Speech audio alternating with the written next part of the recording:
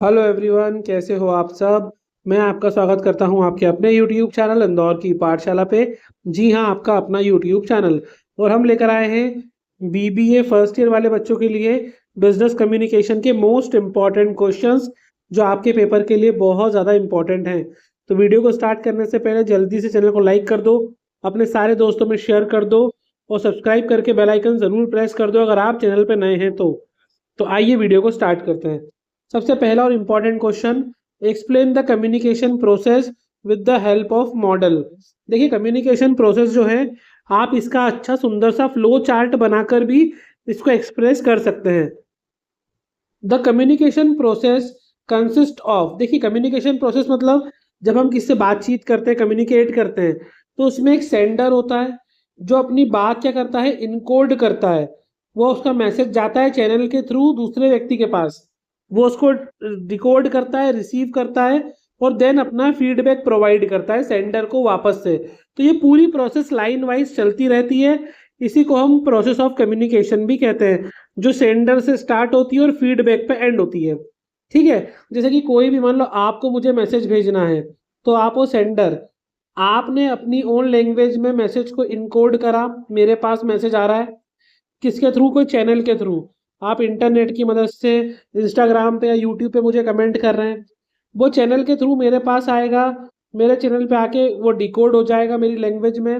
मैं उसको रिसीव करूँगा और रिसीव करने के बाद वापस से क्या करूँगा, अपना फीडबैक दूंगा आपको। तो ये हो जाएगा पूरा चैनल, जिसको हम बोलते हैं प्रोसेस ऑफ कम्युनिकेशन। इसमें हर स्टेप क्रूशियल होती है बेटा। सेंडर प्रोसेस को इनिशिएट करता है, वो इनकोड करता है साइन में, एक चैनल चूज करता है, रिसीवर उसको रिसीव करके डिकोड करता है और अपना फीडबैक देता है कि उसने क्या समझा। ध्यान रखना, बहुत सारी स्टेज है, इसलिए नॉइस वगैरह या कुछ फिजिकल बैरियर्स भी आ सकते हैं, जिनके बारे में हम अलग से पढ़ेंगे। तो ये था आपका पूरा कम्युनिकेशन प्रोसेस। इसके हर एक पॉइंट को अच्छे से कर लेना। ये क्वेश्चन आपके लॉन्ग में भी आ सकता है और शॉर्ट में भी आ सकता है। नेक्स्ट क्वेश्चन है हमारा, discuss in detail different barriers to the communication and how to overcome them. देखिए, बैरियर्स क्या होता है, रुकावट। एक अच्छे कम्युनिकेशन में कौन कौन सी बाधाएं या रुकावट आती है, उनको डिटेल में समझाना है। देखिए, जैसे बैरियर्स में क्या होता है, कुछ होते हैं फिजिकल बैरियर। जैसे कि मान लो हम जिससे कम्युनिकेट कर रहे हैं, बीच में बहुत ज़्यादा नॉइस या बहुत डिस्टेंस है, तो हम प्रॉपर सामने वाले तक आवाज़ नहीं जा रही है हमारी। फिर होता है बेटा psychological barrier, attitude, emotion, perceptions. कई बार हम सामने वाले के ऊपर परसेप्शन लगा लेते हैं कि ये तो हमारी बुराई करेगा। या कई बार ऐसा होता है कि मान लो आप गुस्से में हो, तो कोई दूसरा व्यक्ति आपसे प्यार से भी कम्युनिकेट कर रहा है, लेकिन ड्यू टू आप गुस्से में हो तो उस बात को गुस्से में ही ले लेते हो आप। होता है ना कई बार ऐसा कि मान लो हम गुस्से में हैं बहुत ज़्यादा, किसी फ्रेंड पे गुस्सा आ गया, किसी बात को लेके बहुत गुस्से में हैं, और इस बीच घर से फ़ोन आया, तो कई बार हम वो गुस्सा घर वालों पे निकाल देते हैं या घर का गुस्सा फ्रेंड पे निकाल देते हैं। तो ये भी एक अच्छे कम्युनिकेशन की एरर्स होती है। सेमेंटिक एरर में क्या आता है बेटा, लैंग्वेज की प्रॉब्लम। जिस लैंग्वेज में हम दूसरे से कम्युनिकेट कर रहे हैं, वो लैंग्वेज उसको आती ही नहीं है, तो हमारी बात समझ नहीं पाएगा। जारगॉन्स मतलब होता है बेटा, आपने बहुत ज़्यादा घुमा फिरा के मुहावरेदार लैंग्वेज यूज़ कर रहे हो। कई बार होता है ना बेटा, लैंग्वेज इतनी डिफिकल्ट यूज़ करी कि सामने वाले को समझ में ही नहीं आई। जैसे आज के ज़माने में अगर हम किसी को प्योर हिंदी में समझाएं, प्योर हिंदी, तो भी कभी लोगों को समझ में नहीं आती है, क्योंकि प्योर हिंदी उन्होंने सुनी नहीं है। हम जो है वो अपनी खुद की बोली निकाल लेते हैं अलग से, और उसी बोली में हम बात करते, कम्युनिकेट करना स्टार्ट कर देते हैं। तो ये ज़रूरी है कि जिस लैंग्वेज में आप कम्युनिकेट कर रहे हो वो तो आना चाहिए, साथ में बहुत घुमावदार या बहुत ज़्यादा उसमें मुहावरे, आइडम्स, फ्रेजेस वगैरह इंक्लूड ना करो तो बढ़िया है। ऑर्गेनाइजेशन बैरियर में क्या होता है, जो आपके रूल्स है या स्टेटस लेवल है, कई बार टॉप लेवल वाला जो व्यक्ति होता है वो लोअर वालों को अपने लायक नहीं समझता, अपने लायक कंसीडर नहीं करता, तो वो भी होता है। अब सॉल्यूशन क्या है इसके, पहला कि उस लैंग्वेज में कम्युनिकेट करो जो दोनों को आती हो। फीडबैक जरूर लो सामने वाले से, क्योंकि देखो अगर आप उससे बात कर रहे हो, कम्युनिकेट कर रहे हो, तो फीडबैक भी लो ताकि पता चले कि उसको हमारी बात समझ में आई है या नहीं आई है। करेक्ट मीडियम चुनो। बेटा क्या होता है, जब हम बात करते हैं तो बात करने का करेक्ट मीडियम भी होना चाहिए। मान लो आप किसी कॉल पे बात कर रहे हो और बीच में बहुत शोर शराबा आ रहा है, नेटवर्क नहीं मिल रहा है, वॉइस कट रही है, तो इससे अच्छा है कि फिर आप कोई दूसरा मीडियम चूज करो। है ना। जैसे हम कई बार वीडियो कॉल करते हैं, वीडियो कॉल पे क्या होता है, विजुअल कई बार प्रॉपर दिखते नहीं नेटवर्क एरर की वजह से, या कई बार आवाज ठीक से नहीं आती, फिर हम बोलते हैं ठीक है कट करो कॉल पे बात करते हैं, होता है ना ऐसा। तो वो ध्यान रखना है।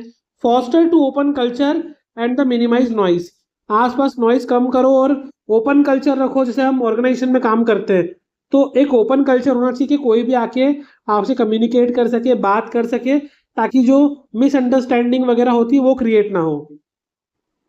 नेक्स्ट क्वेश्चन है, describe the essential characteristics of an ideal business letter.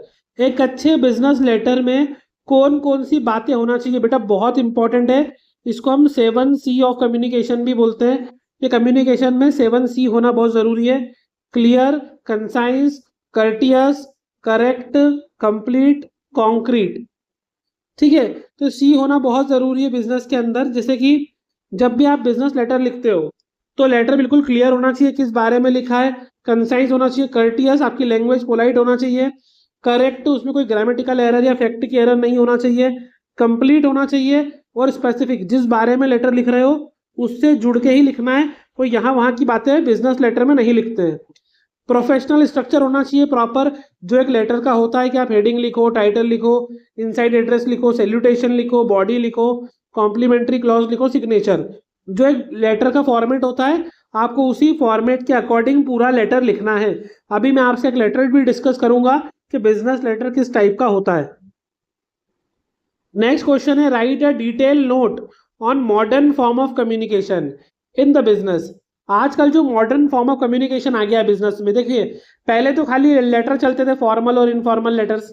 Business में हम यूज करते हैं फॉर्मल लेटर्स, लेकिन अब मॉडर्न एरा में कम्युनिकेशन के मीडियम चेंज हो गए हैं। तो मॉडर्न फॉर्म में क्या आता है, email, electronic mail, video conference. आज देखा होगा आपने कि कई बार मीटिंग्स हो जाती वर्चुअली, आपको कहीं फिजिकली जाने की जरूरत नहीं है, आप अपने प्लेस से ही बैठकर ऑनलाइन कॉन्फ्रेंस वगैरह, वीडियो कॉन्फ्रेंस अटेंड कर सकते हैं। इंस्टेंट मैसेजिंग होती तुरंत, social media, cloud based collaboration tools और इंट्रानेट, ये सब आजकल के मॉडर्न फॉर्म ऑफ कम्युनिकेशन है। इसलिए इससे बिजनेस में एडवांसमेंट आ गई है। इससे बिजनेस में कुछ रिवॉल्यूशनाइज्ड वे चेंज हुआ है। जैसे अब आप इजीली स्पीड में कम्युनिकेशन कर सकते हैं। इनेबलिंग रिमोट कोलैबोरेशंस, आप कहीं पर भी रहकर दूसरे से कोलैबोरेट करके भी बिजनेस को एक्सपांड कर सकते हैं। इससे कॉस्ट कम लगती है और आपका बिजनेस ग्लोबली रीच तक भी पहुंच जाता है। नेक्स्ट क्वेश्चन है, discuss the purpose and procedure for preparing a business report. देखिए जब भी आप बिजनेस रिपोर्ट बनाते हैं तो उसके पीछे का उद्देश्य क्या होता है और करेक्ट बिजनेस रिपोर्ट बनाने की प्रोसीजर क्या है, ये आपको बिल्कुल ध्यान रखना है। देखिए मुझे एक बच्चों से कई बार एक शिकायत होती है कि यार आप ना कई बार क्या करते हो, सिर्फ और सिर्फ स्क्रीनशॉट लेने में बिजी रहते हो। आप सोचते हो कि खाली मैं स्क्रीनशॉट ले लूं और बाद में पढ़ लूंगा। देखिए पढ़ने के लिए तो आपके पास सीरीज भी है, गाइड भी है, नोट्स भी है, एआई पूरा भरा पड़ा है, आप टॉपिक डालो सारे आंसर मिल जाते हैं। लेकिन जब हम आपको समझाने पे मेहनत कर रहे हैं तो आप प्लीज समझो, और अगर आपको नहीं समझना हो तो प्लीज मुझे कमेंट कर देना, तो मैं सिर्फ अगली बार से सिर्फ क्वेश्चन क्वेश्चन दे दूंगा, आंसर्स फिर आप खुद कर लेना। ठीक है, तो पर्पस क्या है इसका, to provide data for decision making and evaluate performance और सॉल्व स्पेसिफिक प्रॉब्लम। देखिए जो बिजनेस रिपोर्ट होती है वो हमें एक डाटा प्रोवाइड करती है जिससे हम डिसीजन ले सकते हैं, हमारी परफॉर्मेंस को चेक कर सकते हैं और कोई सॉल्यूशन भी ला सकते हैं बिजनेस में। इसकी प्रोसीजर क्या होती है, पहले तो अपना ऑब्जेक्टिव डिसाइड करो कि किसके हिसाब से रिपोर्ट बना रहे हो, डाटा कलेक्ट करो, उसको एनालिसिस करो, उस रिपोर्ट को आउटलाइन करो कि उस रिपोर्ट में क्या क्या बातें होने वाली है, फिर रिपोर्ट को ड्राफ्ट करो, उसको एक बार वापस चेक करो, रिव्यू करो, कोई एडिट तो नहीं करना है, और बाद में उसको फाइनलाइज करो। ठीक है, कंपोनेंट, एक रिपोर्ट में क्या क्या बातें लिखी होती है, टाइटल, एग्जीक्यूटेड समरी, फिर इंट्रोडक्शन, मेथोडोलॉजी, फाइंडिंग्स, कंक्लूजन और रिकमेंडेशन। ये प्रॉपर कंपोनेंट होते हैं जो एक रिपोर्ट में ये सारी बातें इंक्लूड होना चाहिए, तभी उसको हम एक आइडियल बिजनेस रिपोर्ट मानते हैं। नेक्स्ट क्वेश्चन है, what is meeting, explain the types of companies meeting. Meeting क्या होती है और कंपनी की मीटिंग कितने प्रकार की होती है। तो meeting is a gathering of people for a common purpose. Meeting जो लोगों इकट्ठा होते हैं एक कॉमन पर्पस के लिए, उसको बोलते हैं। अगर कंपनी की बात करें तो कंपनी में मीटिंग होती है, पहला स्टैट्यूटरी मीटिंग, जो फर्स्ट मीटिंग होती है शेयर होल्डर की, फिर एजीएम एनुअल जनरल मीटिंग जो साल में एक बार कंपलसरी होती है, extra ordinary general meeting EGM urgent matters के लिए होती है, और बोर्ड और डायरेक्टर की मीटिंग होती है। नेक्स्ट क्वेश्चन है explain non verbal communication and it's mode. बेटा ध्यान रखना, कम्युनिकेशन को अगर दो ब्रॉड कैटेगरी में डिवाइड करें हम, तो कम्युनिकेशन को अगर दो पार्ट में डिवाइड करें तो एक होता है वर्बल, एक होता है नॉन वर्बल। वर्बल और नॉन वर्बल।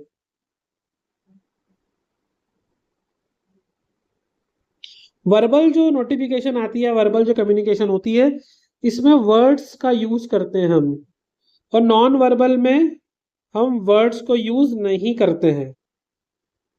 वर्बल के भी अगर दो कैटेगरी बनाए अपन, वर्बल को फर्दर एक्सपांड करें, तो इसमें भी आता है रिटन और ओरल।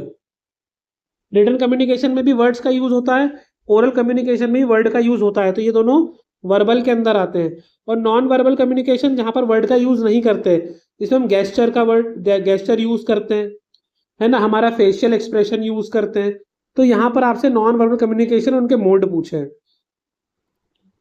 तो यहाँ पर हम देख रहे हैं कि नॉन वर्बल कम्युनिकेशन क्या होता है।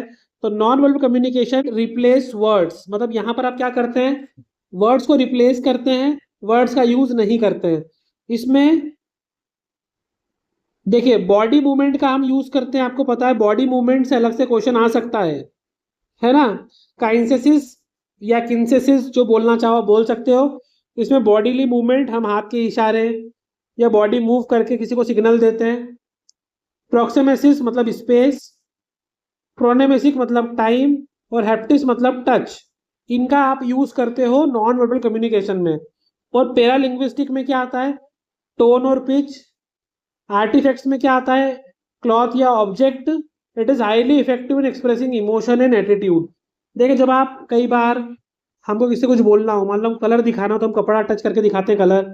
किसी को बाहर जाने का बोलना हो तो हम आंखों से इशारा करते हैं बाहर का, चेहरा हिलाते हैं, फेस हिलाते हैं, यस और नो में आंसर करते हैं। तो वो होता है हमारा नॉन वर्बल कम्युनिकेशन। ये काइनेसिस मतलब बॉडी मूवमेंट, ये अलग से भी क्वेश्चन आ सकता है शॉर्ट में इसका। एक ये क्वेश्चन है describe the structure of business letter with proforma. Business letter का पूरा स्ट्रक्चर देना है आपको। सबसे पहले लेटर हेड होता है बेटा बिजनेस के पहले, एक रेफरेंस नंबर होता है, डेट डालते हो आप, इनसाइड एड्रेस डालना पड़ता है, सब्जेक्ट डालना पड़ता है, salutation dear sir, respected sir जो लिखते हो आप। बॉडी तीन पार्ट में होती है, पहले ओपनिंग, मिडिल और क्लोजिंग। इसके अलावा कॉम्प्लीमेंट्री क्लॉज आप डालते हैं, थैंकिंग यू और सब चीज़ें। सिग्नेचर, इनक्लोजर, आप जो बिजनेस लेटर लिखते हो, मान लो आप जॉब के लिख रहे हो उसमें सीसी वगैरह, या फिर आप कोई अलग से चीज़ें जोड़ना चाहते हो, ऐड करना चाहते हो, तो वो इनक्लोजर में लिख देते हैं अपन। तो ये होता है पूरा बिजनेस लेटर का प्रोफॉर्मा। नेक्स्ट क्वेश्चन है explain the importance of management information system MIS। MIS क्या होता है, इसकी इंपॉर्टेंस क्या है। तो management information system collects, process and store data. Data को कलेक्ट करते हैं, उसको प्रोसेस करते हैं और उसको अपने पास स्टोर करके रखते हैं। और providing information for management decision making, और ये मैनेजमेंट को डिसीजन मेकिंग करने के लिए जो इन्फॉर्मेशन की रिक्वायरमेंट होती है वो प्रोवाइड करते हैं। इनका इंपॉर्टेंस क्या होता है बेटा, अगर आपका मैनेजमेंट इंफॉर्मेशन सिस्टम अच्छा है तो एफिशिएंट डाटा मैनेजमेंट होगा, आप एक्यूरेटली और टाइमली रिपोर्ट बना पाएंगे, प्लानिंग और कंट्रोलिंग में आपको हेल्प मिल जाएगी, कोऑर्डिनेशन आपका अच्छे से हो जाएगा, और रिसोर्सेज का आप बेटर एलोकेशन कर पाओगे, सही जगह यूटिलाइजेशन कर पाओगे। नेक्स्ट है discuss the role and importance of international communication in global business. अगर आप ग्लोबल बिजनेस की बात कर रहे हो तो उसमें इंटरनेशनल कम्युनिकेशन मेन होता है। तो international communication bridges cultural, language and time zone gap. देखिए क्या होता है ना, नॉर्मली हम अलग अलग कंट्री से जब डीलिंग करते हैं, इंटरनेशनल कम्युनिकेशन करते हैं, तो जो हमारे कल्चर का बैरियर है, लैंग्वेज की बैरियर है, या टाइम जोन गैप है, वो सबसे करेक्ट हो जाता है। इट इज़ क्रूशल फॉर, ये ज़रूरी क्यों है, आजकल अगर आपको ग्लोबल ब्रांडिंग करना है, इंटरनेशनल टीम बनाना है, फॉरेन मार्केट तक पहुंचना है, उनकी ज़रूरतों को पूरा करना है, आपको इंटरनेशनल कॉन्ट्रैक्ट को निगोशिएट करना है, नेविगेट करना है आपको जो रेगुलेटरीज या लीगल इन्वायरमेंट्स है उनको लेकर, और cross culture training is a की पार्ट ऑफ इट। आपको क्रॉस कल्चर ट्रेनिंग भी मिलना चाहिए। तो ये है इंटरनेशनल कम्युनिकेशन का रोल। इसके बाद अगर हम देखते हैं discuss the advantage and uses of email in modern business world. जो मॉडर्न बिजनेस वर्ल्ड है इसमें ईमेल का क्या यूज है, तो इसके एडवांटेज ईमेल फास्ट होता है, स्पीड उसकी अच्छी होती है, कॉस्ट इफेक्टिव होता है, ग्लोबल रीच होती है, 24/7 हम भेज सकते हैं, इजीली अचीविंग कर सकते हैं, and ability to send attachment, आप मैसेज के साथ साथ में अटैचमेंट फाइल वगैरह भी सब भेज सकते हैं। यूजर्स इंटरनल कम्युनिकेशन के लिए, क्लाइंट से इंटरेक्शन करने के लिए, मार्केट में जो न्यूज़ लेटर वगैरह चलते हैं उसकी मार्केटिंग करने के लिए, कस्टमर सपोर्ट सिस्टम के लिए, फॉर्मल नोटिस देने के लिए ईमेल का यूज होता है। It is significantly reduce reliance on the paper based communication. Email आने से अब पेपर बेस्ड कम्युनिकेशन की आवश्यकता नहीं होती है, कम हो गया है वो। ईमेल ऑथेंटिक भी होते हैं, इनके प्रूफ्स वगैरह भी होते हैं। नेक्स्ट क्वेश्चन है, what are the obstacles for development of e commerce. E commerce का मतलब होता है इलेक्ट्रॉनिक कॉमर्स, जैसे B2B, B2C, C2C, B2G, business to business, business to customer, customer to customer, business to government, जो आजकल हम easily internet के through business कर पाते हैं। तो कुछ उसकी ऑब्स्टिकल्स या प्रॉब्लम्स है, वो क्या क्या है।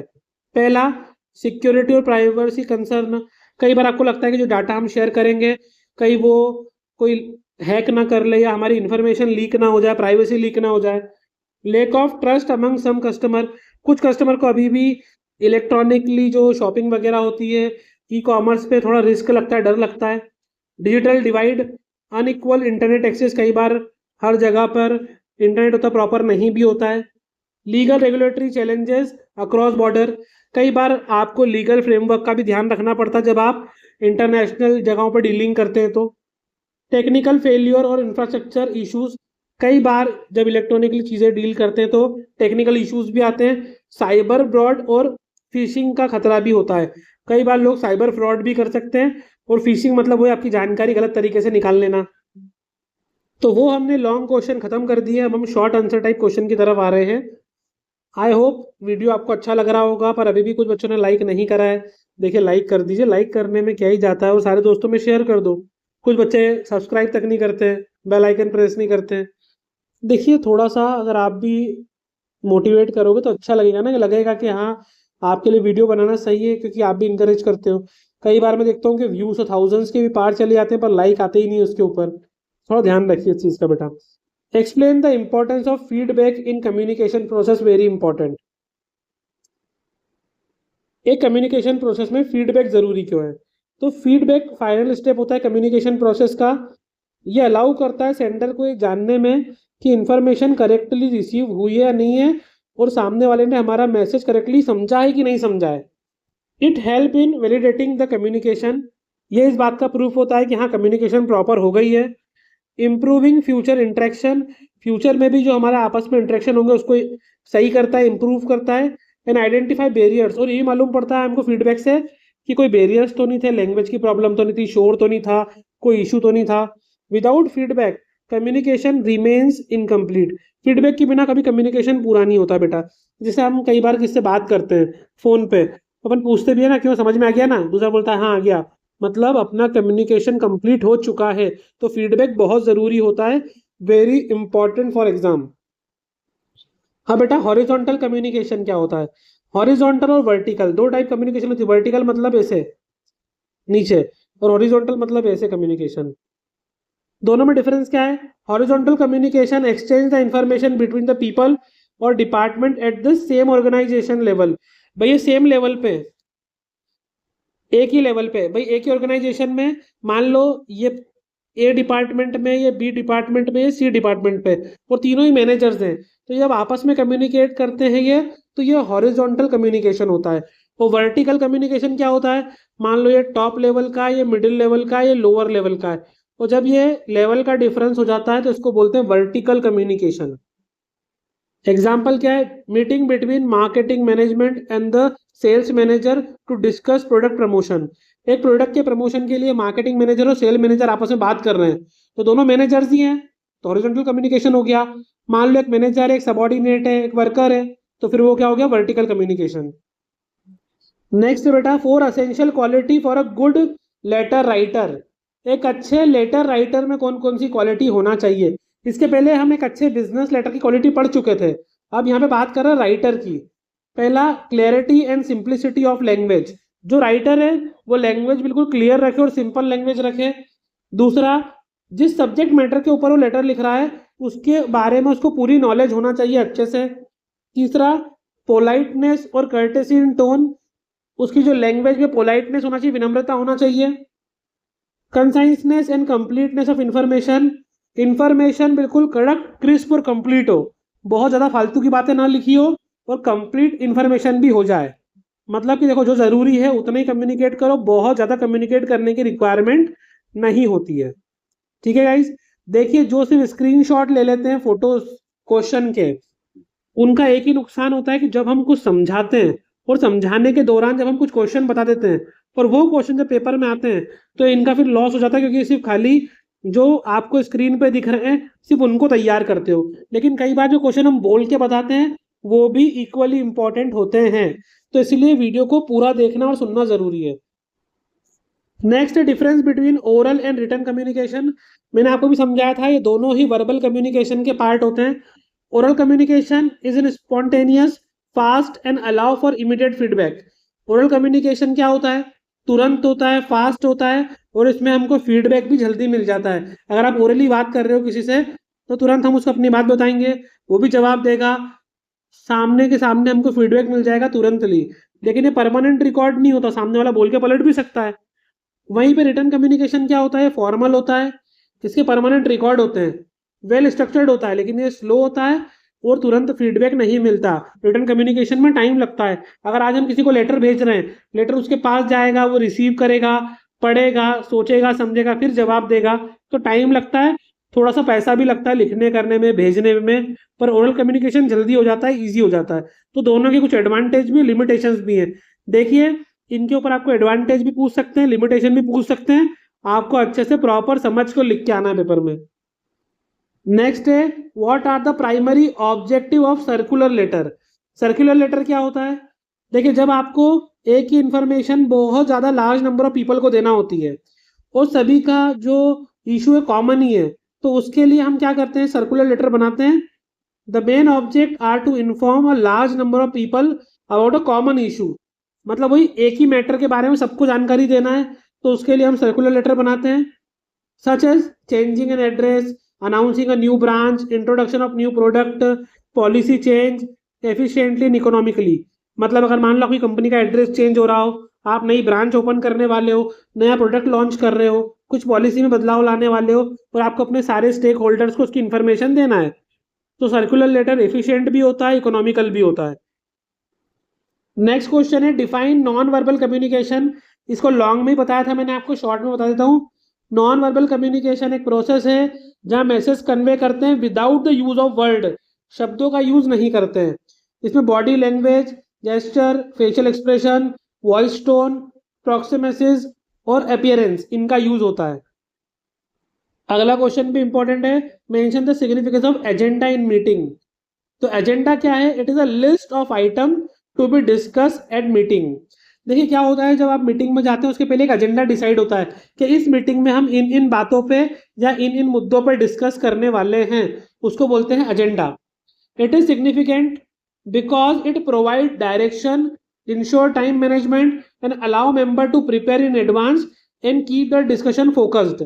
इसका फायदा क्या होता है कि ये हमें डायरेक्शन प्रोवाइड करता है कि मीटिंग किस ओर जाने वाली है, टाइम मैनेजमेंट प्रॉपर तरीके से हो जाए, सारे मेंबर को पता होता है कि आज की मीटिंग इस टॉपिक के बारे में है, तो वो घर से उसको एडवांस में प्रिपेयर करके जा सकते हैं।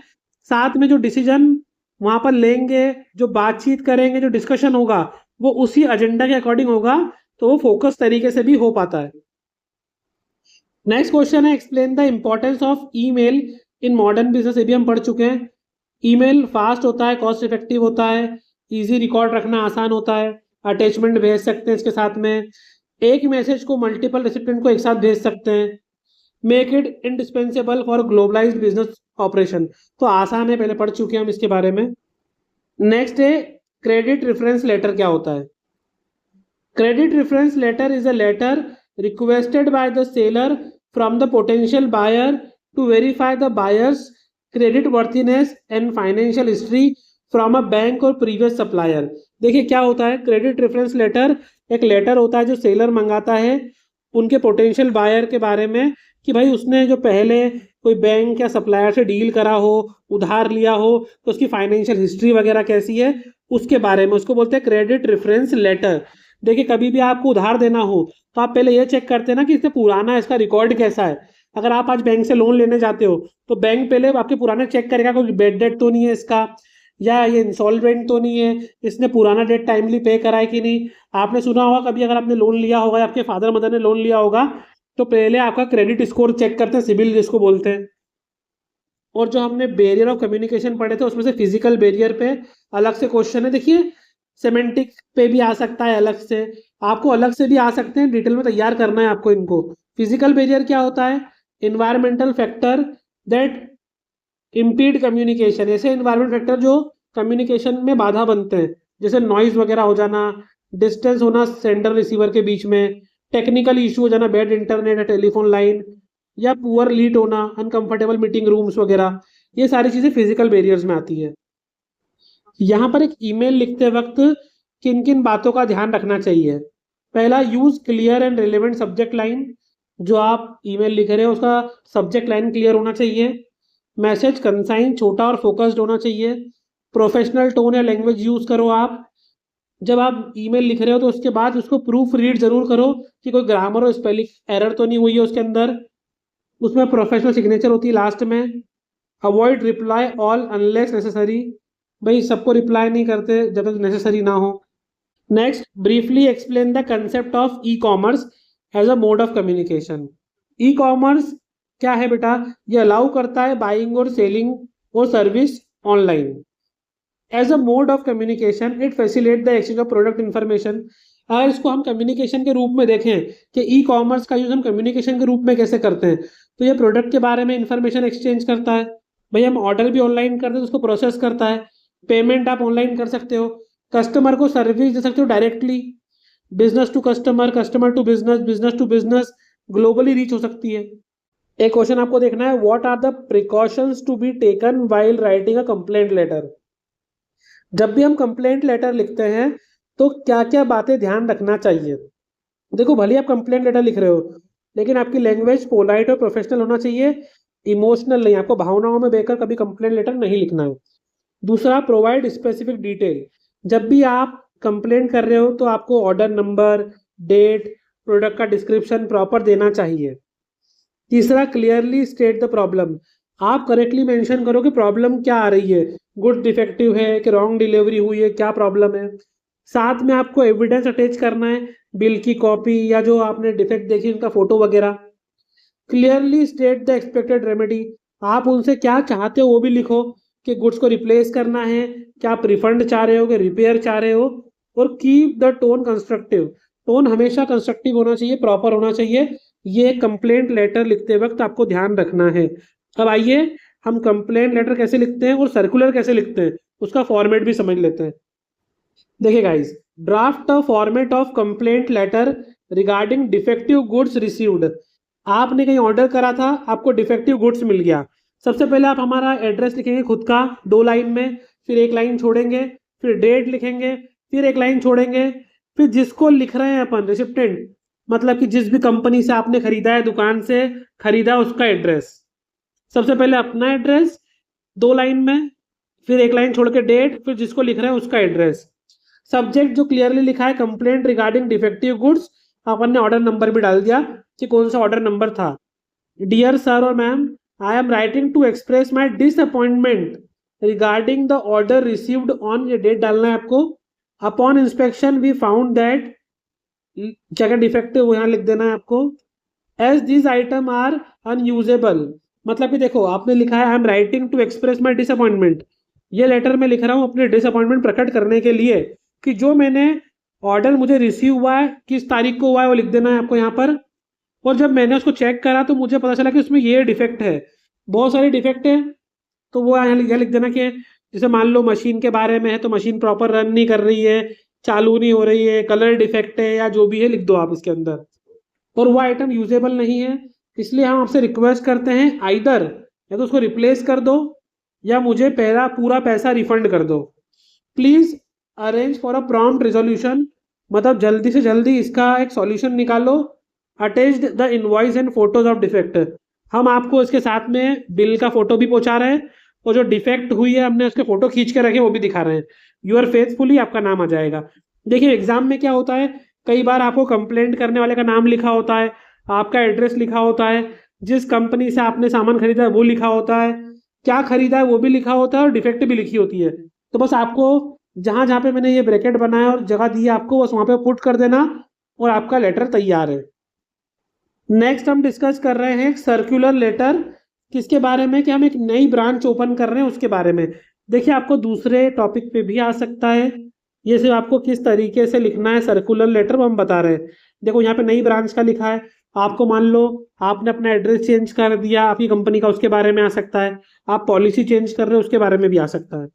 सबसे पहले कंपनी का लेटर हेड बनेगा यहाँ पे, उसमें कंपनी का नाम लिखा होता है, जीएसटी नंबर वगैरह लिखा होता है, एड्रेस लिखा होता है, कहाँ रजिस्टर्ड है वो लिखा होता है। फिर डेट डालना है आपको एग्जाम की, और फिर to our valued customer, subject announcement of a new branch या न्यू ब्रांच ओपनिंग। अब यहाँ लिखा है we are place to inform you that, मतलब हम यहाँ पर प्लीज बहुत मतलब खुश है आपको इन्फॉर्म करने के लिए कि we are expanding our services by opening new branch, कि हम अपनी सर्विस को और बढ़ा रहे हैं, एक नई ब्रांच ओपन कर रहे हैं। एट एड्रेस आपको डाल देना है मन से और तारीख डाल देना है कि कब से ब्रांच शुरू हो रही है। This initiatives aim to serve our client in these regions more efficiently, मतलब कि ये हम इसलिए कर रहे हैं ताकि जो हमारे क्लाइंट, देखो जहाँ एड्रेस डालोगे आप उसी एरिया का लिखना। जैसे कि मान लो आप भोपाल के बच्चे हो तो आपने बोला कि हम जो अपनी ब्रांच जो है मान लो वो न्यू मार्केट पे ओपन करने वाले हैं, इससे जो हमारे न्यू मार्केट एरिया है वहाँ के लोगों को ज़्यादा एफिशिएंटली काम हो जाएगा उनके लिए। We look forward to your continued patronage at our new location, हम चाहते हैं कि आप जो नई लोकेशन है वहाँ पर भी अपना प्यार भरोसा दिखाएंगे।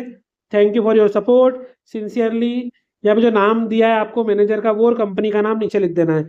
तो ये था आपका बेस्ट क्वेश्चंस, लेटर का फॉर्मेट, सर्कुलर। अगर फिर भी कोई डाउट हो तो प्लीज़ आप हमें कमेंट करके बताइए, या फिर आप हमें इंस्टाग्राम पे फॉलो कर लीजिए, वहाँ डीएम कीजिएगा। देखिए वीडियो बनाने में मेहनत लगती है तो आपका सब्सक्राइब और बेल आइकन प्रेस करना बनता है, साथ में लाइक करना और कमेंट करना भी बनता है। All the very best.